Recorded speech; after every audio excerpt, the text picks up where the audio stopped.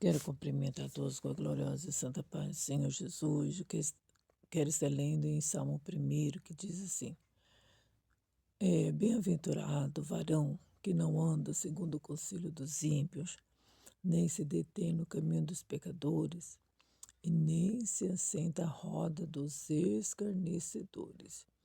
Antes tem o seu prazer na lei do Senhor, e na sua lei medita de dia e de noite, pois será como a árvore plantada junto a ribeiro de águas, a qual dá o seu fruto na estação própria, e cujas folhas não caem. E tudo quanto fizer prosperará.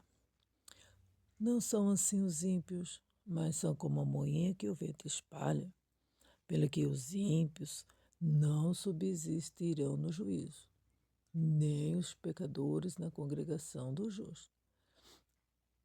Porque o Senhor conhece o caminho dos justos, mas o caminho dos ímpios perecerá.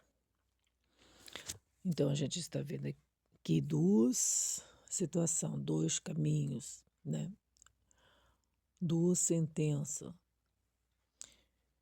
E a gente pode meditar na nossa vida e a gente pode analisar em qual caminho eu estou andando, né?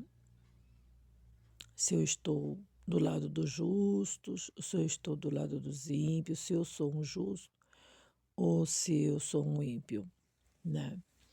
Eu sinto na roda dos escarnecedores, o justo não assenta, né? Então isso aí muitas das vezes tem acontecido, né? De muitos de nós que fazemos profissão de andar na presença de Deus, muitas das vezes a gente está lá na roda dos escarnecedores, bebendo com eles, se autodestruindo, né? E sabendo que o Senhor está dizendo sempre, né? Que os justos não assentam na roda dos escarnecedores, né? Quem são os escarnecedores? São as pessoas que escarnecem. Escarnece da palavra, escarnece de Deus, escarnece de tudo, né? De tudo que vem da parte de Deus. E se o justo está junto, o justo também pode se contaminar. Não é o correto, né?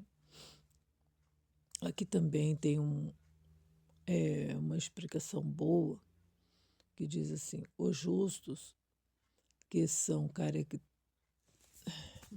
caracterizados pela retidão, pelo amor, pela obediência à palavra de Deus e pela separação do mundo. Os ímpios que representam o modo de ser e as ideias do mundo, que não permanecem na palavra de Deus e que por isso não tem parte na Assembleia do povo de Deus. Deus conhece e abençoa o justo, mas o ímpio não tem parte no reino de Deus, perecerá. A separação entre esses dois grupos de pessoas existirá no decurso da história da redenção e continuará na eternidade. Tá vendo, gente?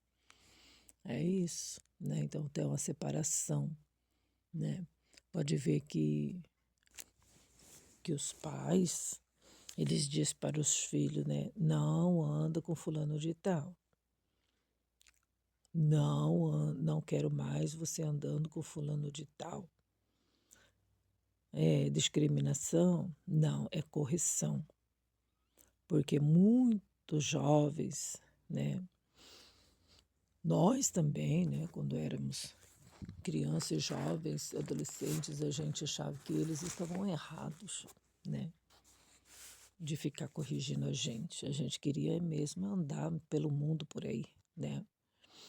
E quando os pais dizem não anda com fulano de tal, porque eles sabem que o fulano de tal faz parte da impiedade, está levando você para o mau caminho, está levando você para a autodestruição, né? E os pais, eles veem isso, né? Tem pessoas que olham no olho do outro e sabem quem é, né?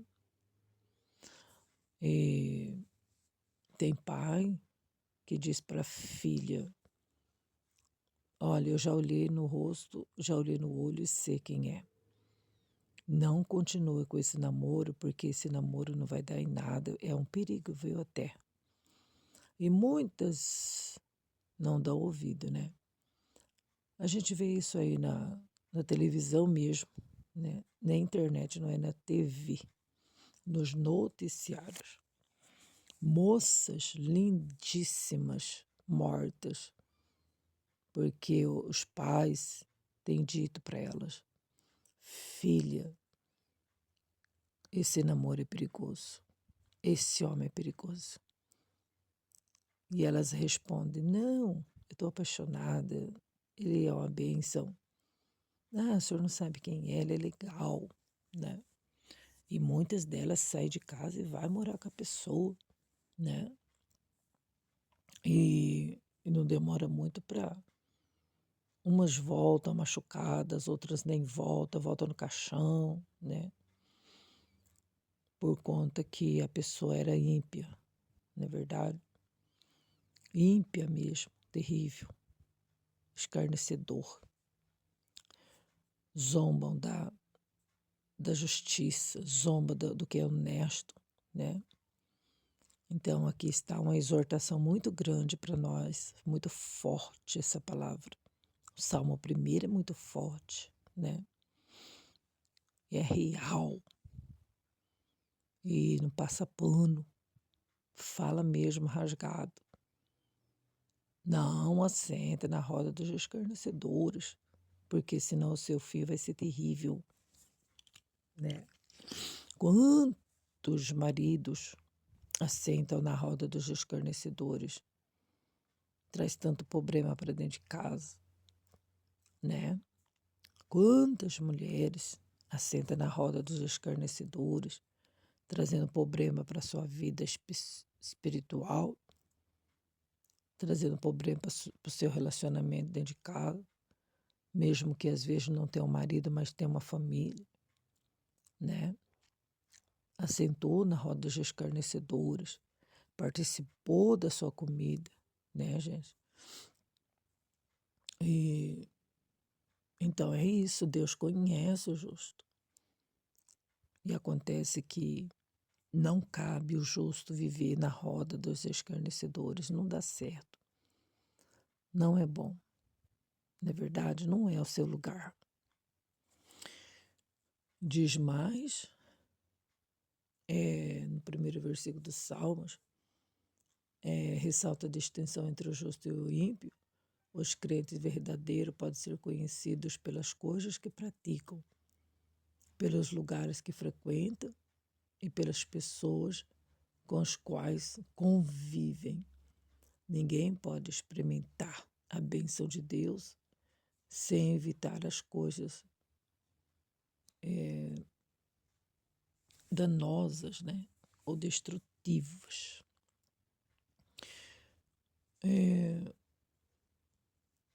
Os santos de Deus não somente evita o mal, como também edifica a sua vida. E em torno das palavras do Senhor, procura obedecer à vontade de Deus, porque os seus corações realmente têm prazer nos caminhos e nos mandamentos do Senhor. Onde os ímpios perecem porque não querem amar a verdade, né? A motivação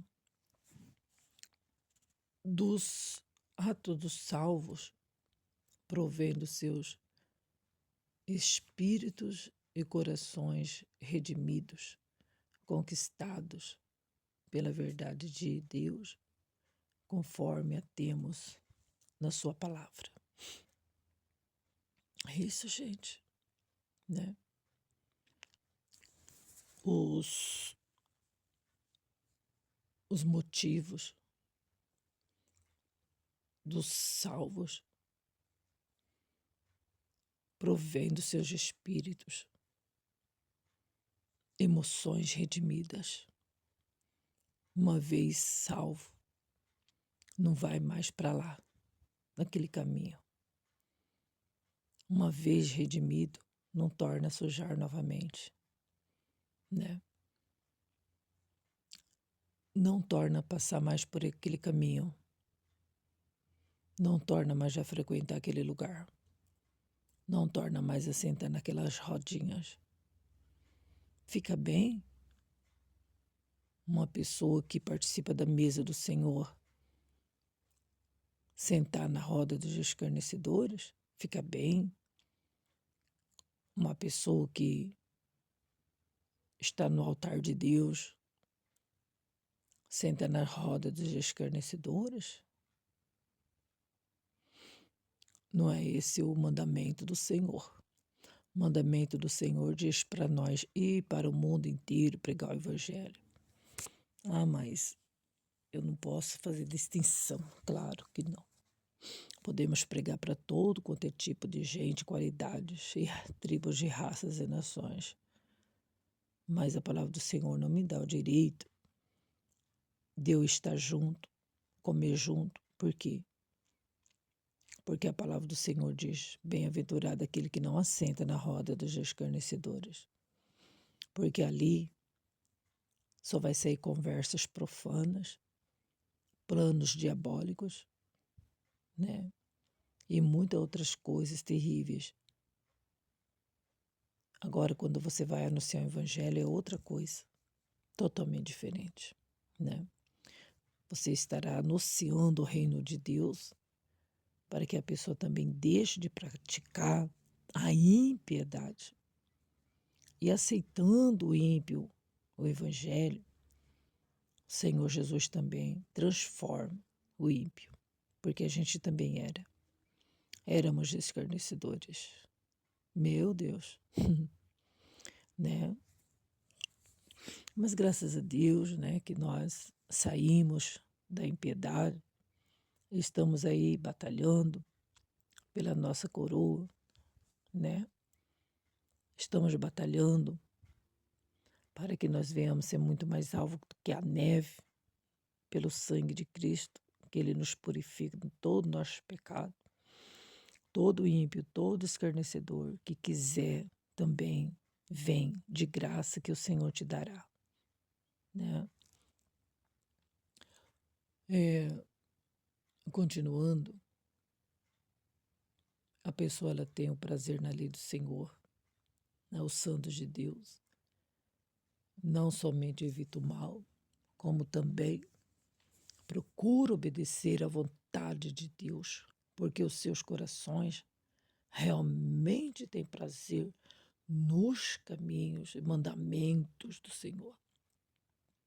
Onde os ímpios perecem porque não querem amar a verdade. A motivação dos atos dos salvos, né? Como eu disse, provém então da sua remissão, provém então da sua conversão a Deus, né? Conquistado então pela palavra, né? Os salvos amam a palavra, os salvos amam ser corrigidos e modelados pelo Senhor. E todos aqueles que procuram viver na bênção de Deus, medita na palavra todo dia, né? Todo dia. Por quê? A fim de ser de moldar, né? De moldar os seus pensamentos, modelar, né? Moldarem os seus pensamentos, atitudes, ações, né? Lê as escrituras, medita nelas e as compara com outros trechos bíblicos. Ao meditarem num texto bíblico, vê as suas mentes, vem, né, na mente da pessoa perguntas assim, como o Espírito de Deus está aplicando este versículo à minha condição no momento? Há aqui uma promessa para mim buscar, né? Esse texto revela um pecador específico e devo empenhar-me em evitar? Deus está dando uma ordem para me obedecer ou não? Meu espírito está em harmonia com o Espírito Santo de Deus? Esse trecho aqui está dizendo isso? Esse texto revela uma verdade a respeito de Deus, da salvação do mundo, ou da minha obediência pessoal a Deus, a respeito da qual preciso receber a iluminação do Espírito Santo. Né? Então, o justo, ele medita na palavra de Deus e fica, então, indagando para que está servindo esse texto. O que esse texto está me revelando? O que ele está me ensinando? Né? Glória a Deus. Ao contrário do escarnecedor, que não está nem aí pelo que está assistindo, que está lendo, né? Está nem aí. Meu Deus. Também no 3, né, diz assim que será como a árvore plantada junto a ribeiros. Que lindo, né, gente? É o resultado para os que fielmente buscam Deus e a sua palavra. É ter vida no Espírito. Uma vez que a água comunente representa o Espírito de Deus e os que são instruídos por Deus guardam a sua palavra, terão em si mesmo uma fonte de vida inesgotável da parte do Espírito Santo, né? E a expressão assim, ó, tudo quanto fizer prosperará, não significa que o crente nunca terá problemas e nem reveses, mas sim que o justo conhecerá a verdade de Deus e a sua bênção, né?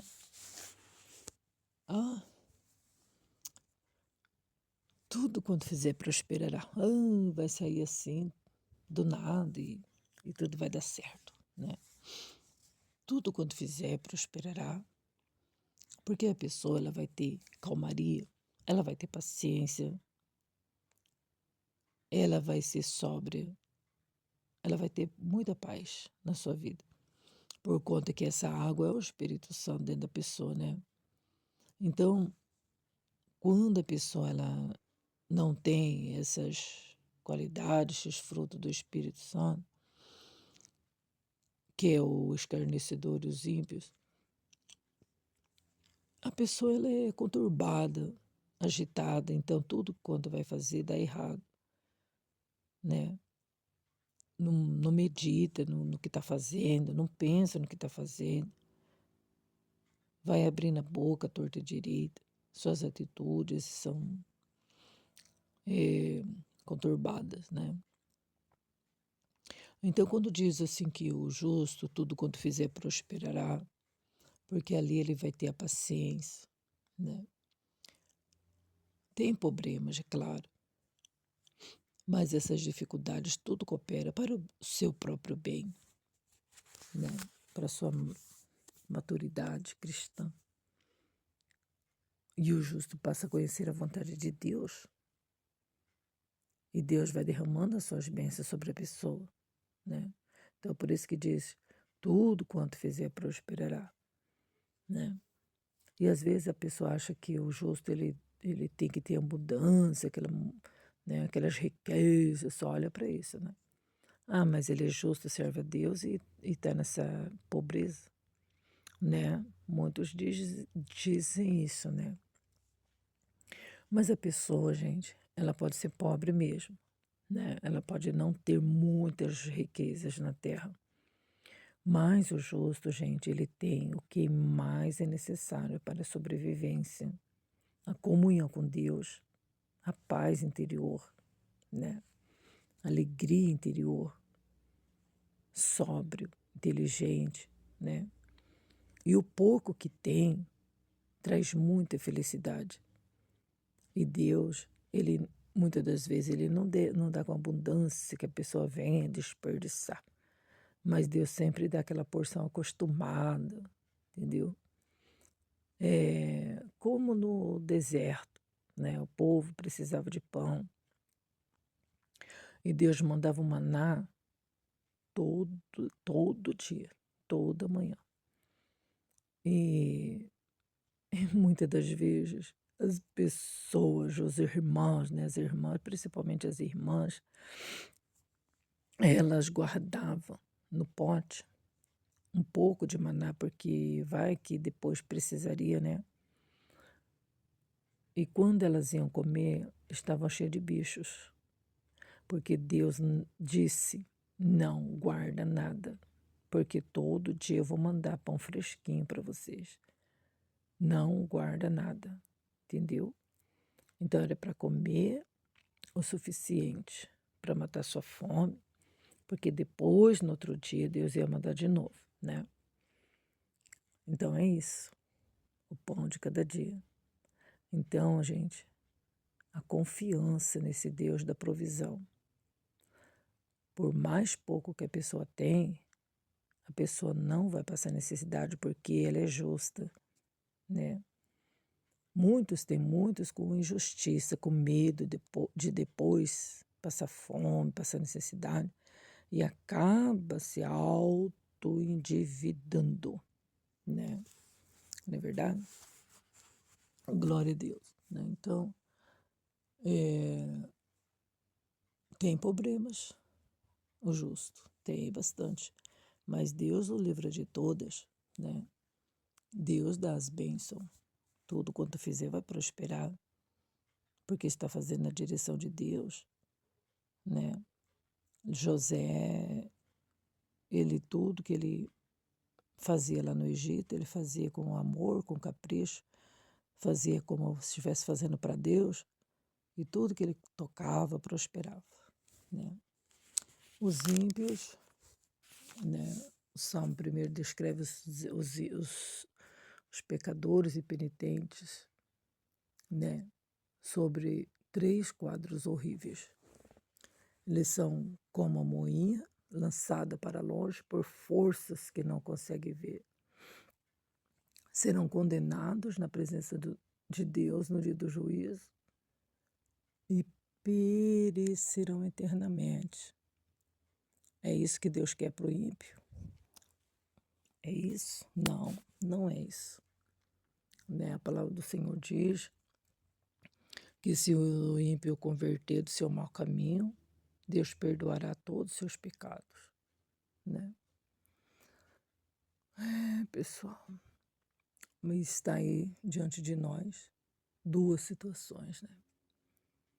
Porque o Senhor conhece o caminho dos justos, mas o caminho dos ímpios perecerá. A gente pode analisar.